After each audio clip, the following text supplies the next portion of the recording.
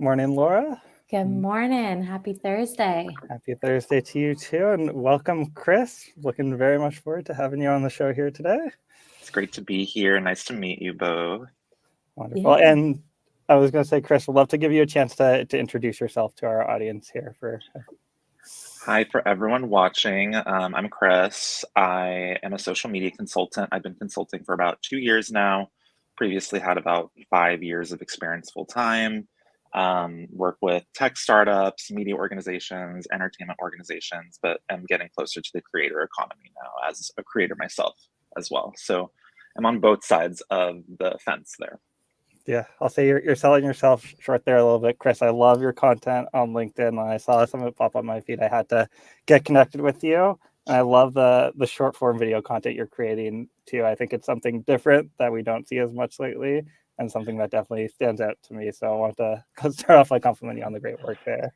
I appreciate that. Yeah, I'm just glad it's resonating. I have a lot of fun making videos. I love writing too. So it feels like a really good time to be a creative right now on social media. So it's just been a really fun time. And it's also getting me the opportunity to connect with people like you both. So it's been great. Wonderful. And starting to dive in here, lots of very interesting, as always, interesting updates taking place across the networks. And what I find fascinating too is some of the trends that we start to see emerge here. So kicking it off, Instagram announced that they're testing out longer carousels, so the ability to add additional photos or videos to carousel posts, as well as testing out longer reel formats. On the reel side, I find this quite interesting. Chris, for your context, we talked about this a couple of weeks ago where TikTok was announcing longer TikTok videos on their platform. So it seems like the never-ending arm race between Instagram and TikTok. As one makes an update, the other one quickly follows here. But maybe, Laura, to kick it off, how do you find these updates? Like, anything standing out to you so far? Yeah, it definitely seems like, they're following suit with TikTok there, but I think, it gives people an extra option to create longer videos. I think the caveat to that is if you're creating longer video, you have to make sure it's on a topic that's going to maintain someone's interest for that long. So really thinking about the value that you're going to put in there, like the entertainment to keep people engaged. In terms of the carousels, again, gives you more options to add more sort of photos in there. I've seen some people say they get up to 15, some people up to 20. So it gives you lots of options there. And we know that, carousels are super popular because they give you more opportunity to engage. So I don't know, it makes sense. It makes sense to me. All these apps want to keep you in the app and maintain watch time. But Chris, would love your thoughts.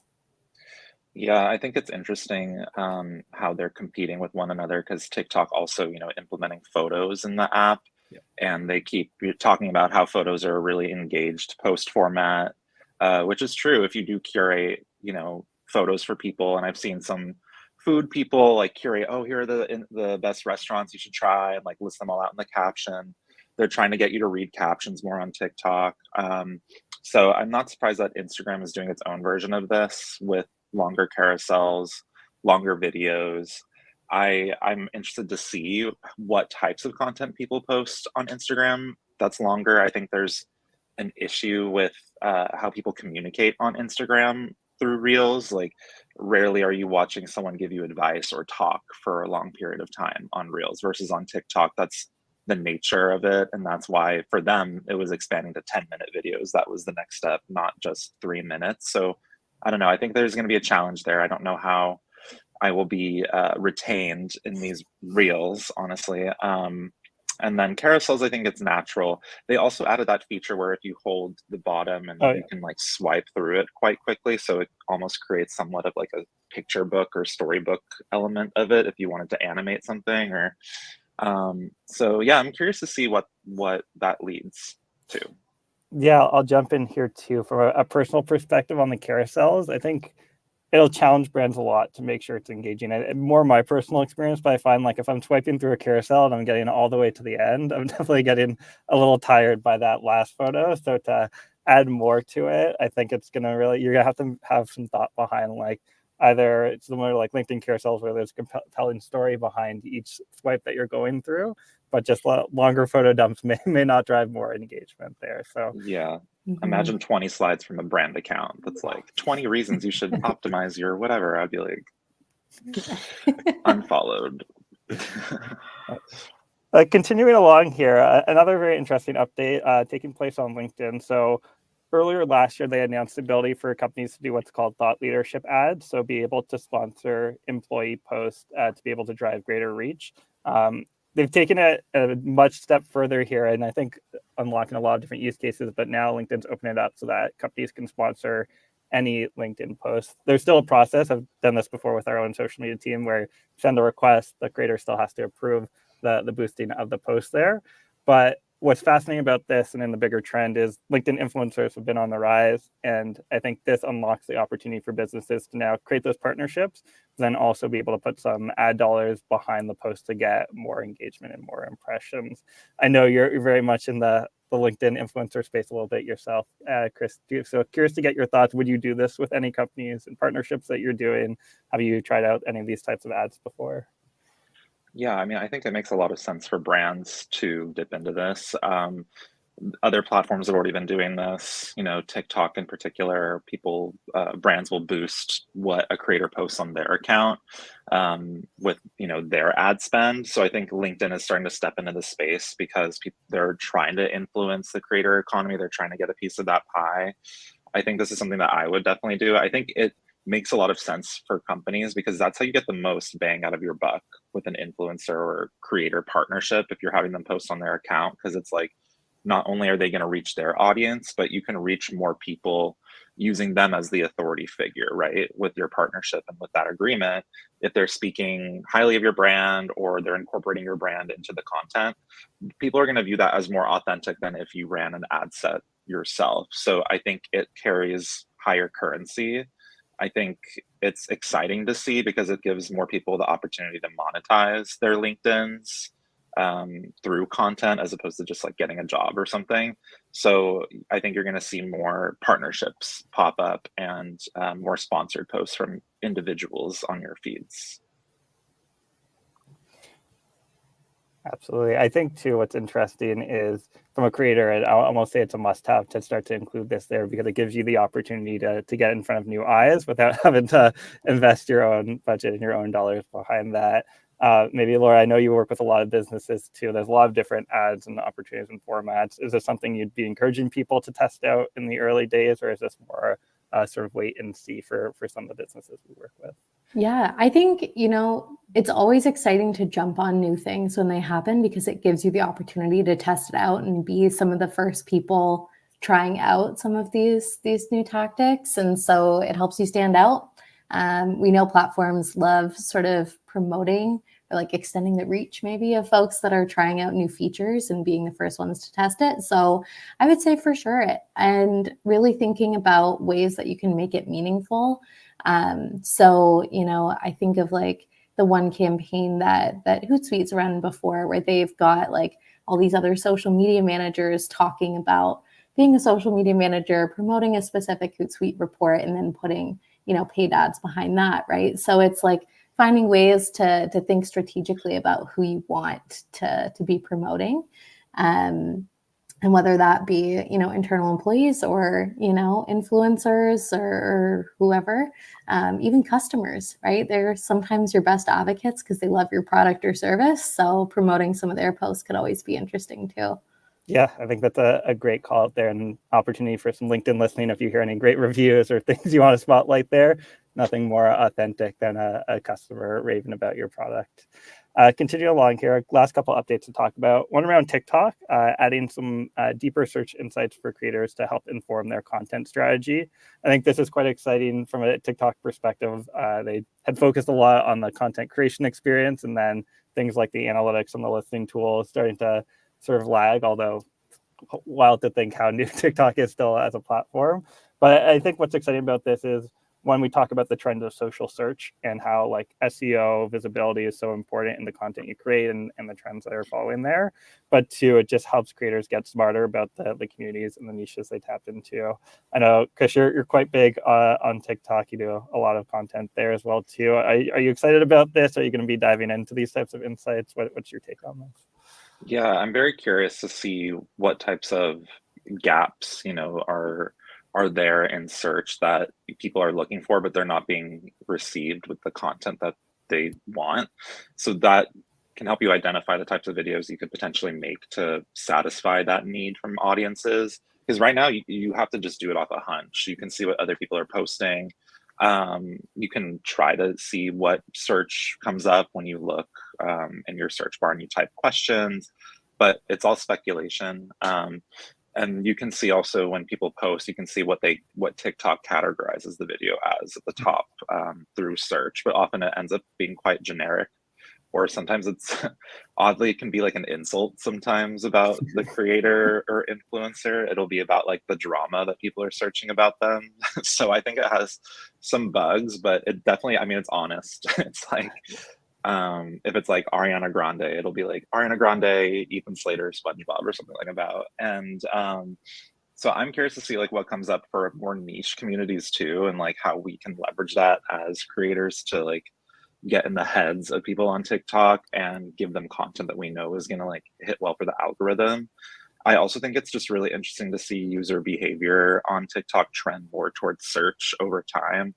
On these platforms in general, it's becoming more search. And I mean, I know everyone's talked about this to death, but the fact that it rivals Google is like quite wild to me. I think it's led to a lot of the competition that we're seeing right now, and everyone trying to hop on the bandwagon and take, notes from TikTok because the algorithm is so powerful and the way the users are engaged is so like they need the value. They're craving answers to their questions. They're craving content. They don't necessarily want to read an SEO optimized article that doesn't give them any authenticity or connection. They want to hear from individuals and they want to see people answer their questions. And that's something that, for at least right now, that's not AI generated. It feels genuine and you can convey that trust better in this format.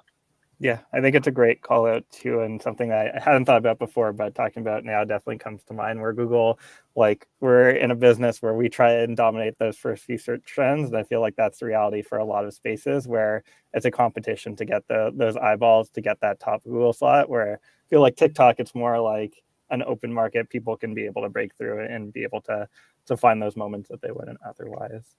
Continuing on here, as there's still lots to chat about here today. One exciting update around LinkedIn, probably more of a controversial update than an exciting one, as they start to outline some of the next steps for collaborative articles.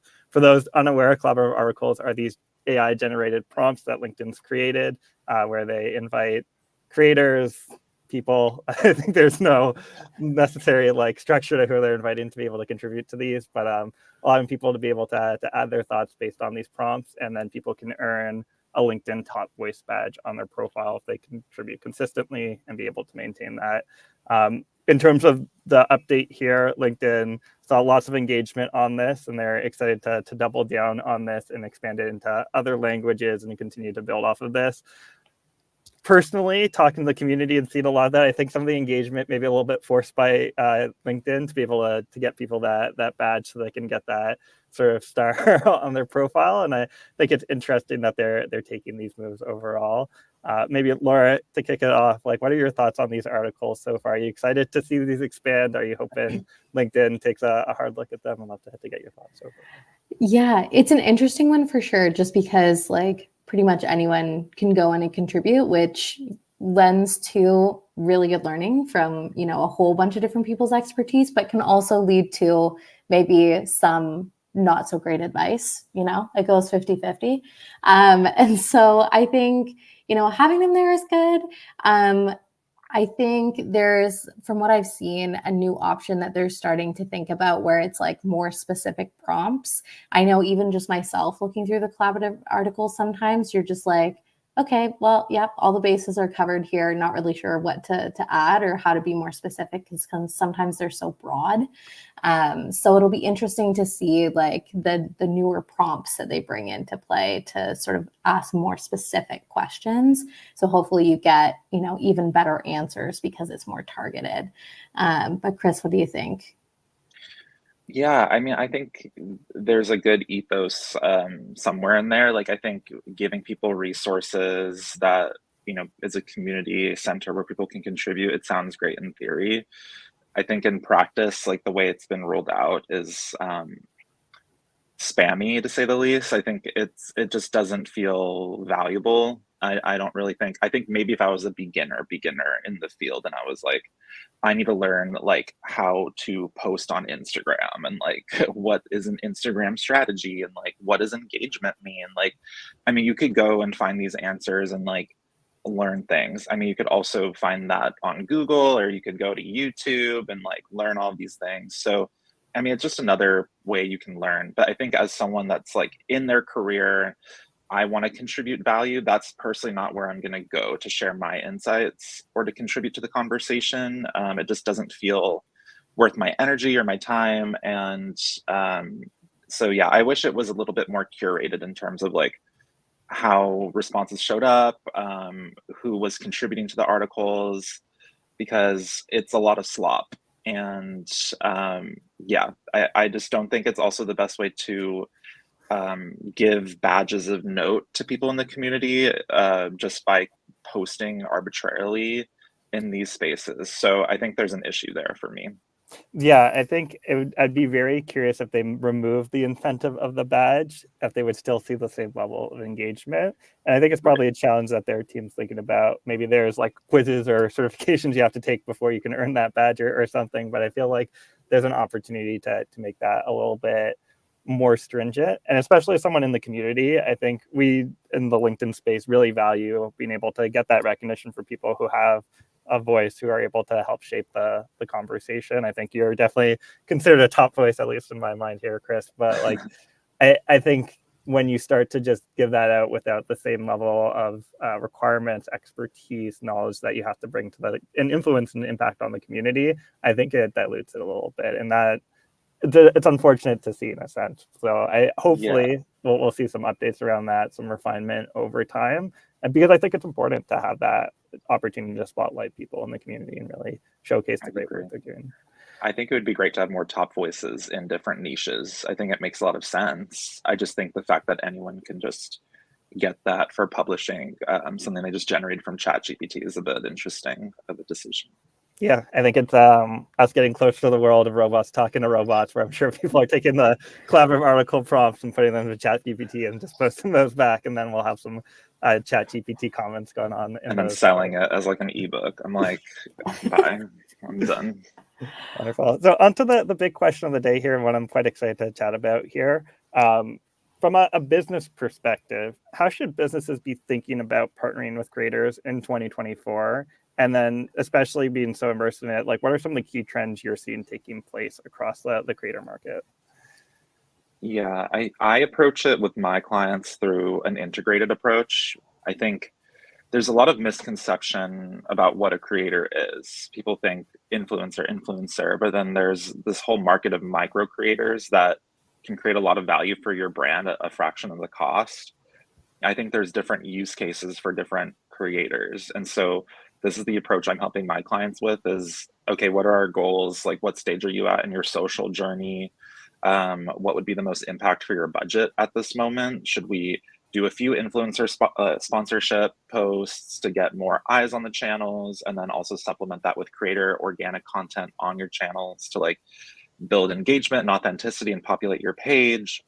So this is the way we're approaching it. I think businesses need to look at creators as a holistic market and not just think so one track minded of like, okay, we need someone with 100,000 followers. Let's just throw like 5K at a post and then like go take a nap. Like it needs to be more strategic than that. And so I'm seeing more micro creators rising up in the space and becoming a valuable resource for brands and building content that can go really viral at a fraction of the cost, and it benefits everyone involved. So I think the brands need guides to help them navigate this market because it changes so often and everyone does it so differently. And I mean, to a degree, it's quite unregulated. So it feels like the Wild West. Like there's a lot of opportunity, but you can get lost in there and you can funnel your money into something that's not going to be good ROI for your brand. And I think That's why some influencers are probably going to struggle over the next few years if they're not building genuine engagement with their audience and they're focusing more on optics. We're moving away from that. We're moving more towards niche thought leaders and people that are able to wield their authority, their authenticity to create engagement for companies. So I think this is the way that companies should be approaching this. It's a lot more granular than they think.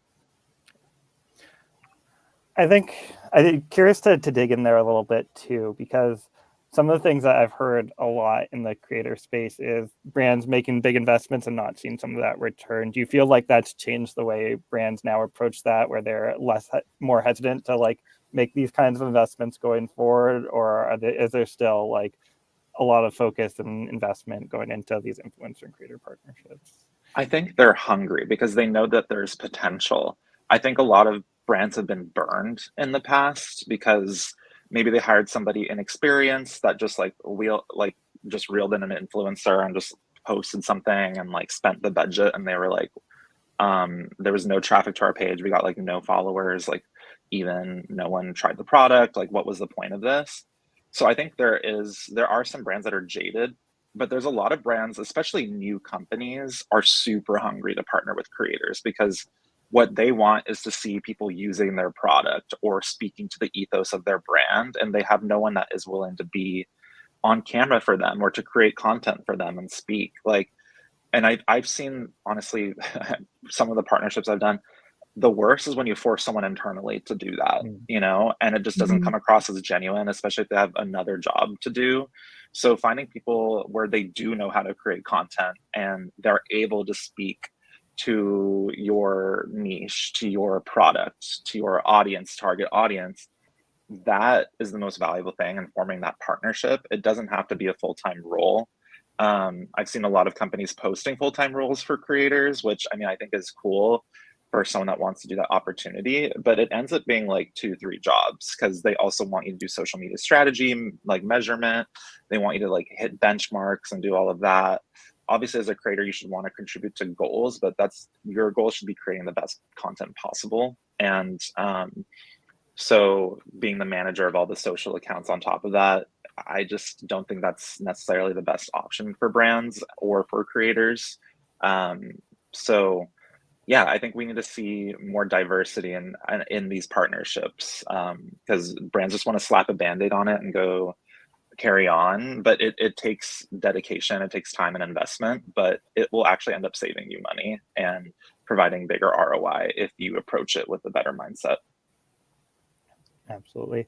And then to wrap up on this topic too, some of the key trends, I think personally, I've noticed LinkedIn as a really key emerging market for creators where we're starting to see brands now investing in some of that. I don't think it'll ever be the TikTok or the Instagram of the world, but it is starting to be a focus for B2B companies. Maybe Laura, any key trends that you're seeing yourself there? Then we'll kick it over to you, Chris. Yeah, I think, it's really looking at long-term partnerships rather than one-off sort of influencer engagements now, like really thinking about, how can we have like a long-term advocate and an influencer for our brand that we partner with for like even upwards of a year.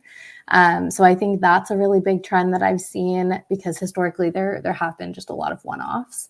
And then the other one I'm seeing as well is like even just breaking down sort of the influencer and content creator like roles even more. So obviously there's people that have a personality on social. There's people that are now, we're starting to see like faceless accounts come into play where they don't show their face and they're just showing like them doing something with their hands.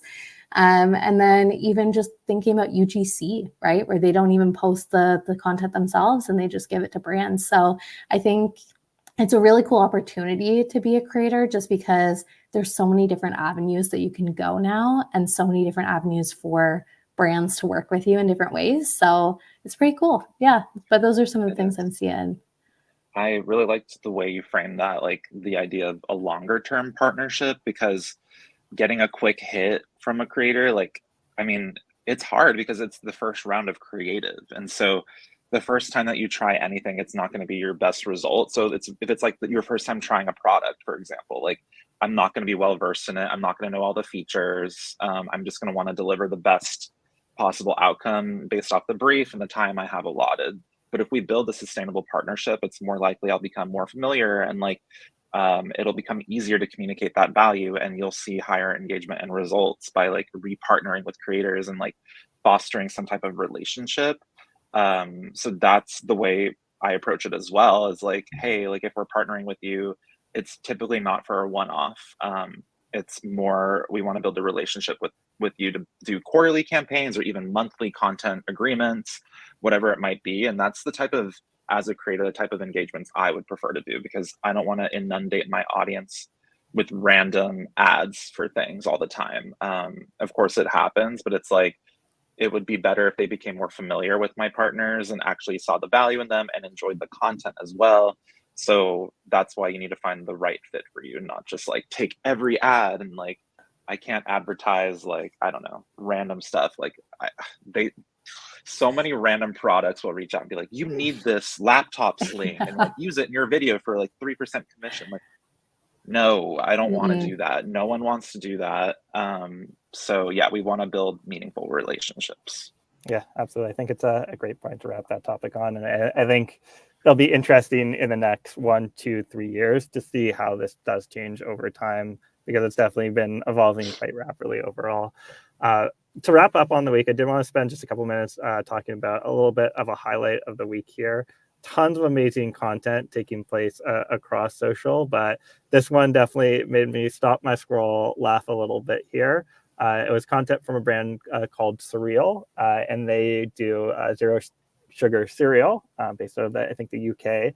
And they had a very funny social media content post that they made this week where their sales team did too well. So they had nothing to be able to sell. So they got a little bit creative here with the content that they did there, had a little bit of a self joke. And I thought this was quite funny because it was an opportunity for them to take a little bit of a different spin from your standard sort of promoting our product to like, let's have a little bit of fun. Let's joke around. Let's have fun with it. Curious to get your thoughts on the post here, Chris. Yeah, I think it's really cute. I think like we're seeing more companies poking fun at the internal team dynamics and like elevating the different, I guess, character archetypes of different departments. And that's something that, you know, if you figure out what that looks like for your company, can lead to a lot of engagement, because that's a really good way to relate to people on social, on LinkedIn, on TikTok even. I see skits all the time where it's like, oh, here's sales talking to marketing and like they're fighting and all of that, but like in a playful, just kind of way. And in the end, it actually ends up helping both of them because the content gets engagement. Now, I mean, I didn't know what Surreal was. I have my cereal on lock, but I'm just like, okay, interesting. If I were to see this brand, maybe I would try the cereal. And just like how when I see Scrub Daddy at Dollar Tree, I'm like, I'm gonna grab that one because like I have a positive affinity with that. So I think it's a really smart way to just poke fun at the internal dynamics and also like the way their product is performing. Wonderful. I think a great place to wrap up the show here today too. So Chris, thank you again for joining. I feel like Sean Evans is this moment where I'm like, if there's anything you want to shout out or anything you want to highlight and you're doing, feel free to tell the audience about that too. Yeah, I mean, just stay tuned. I have some interesting stuff coming in the next week. So yeah, but I'll just leave it at that. All right, I'm excited now. I'm like, Yeah. this is, luckily it's a week, so I don't have to wait too long. But I'm really looking forward to seeing that. Hopefully. Also, loving the content that you've been putting out there overall, and really looking forward to being able to see more of that. Great, and thank you again so much for joining the show today. Absolutely, thank you for having me, and great to meet you both. And thanks for watching. Yeah, hope everyone Thanks, has everyone. a wonderful Bye. Thursday.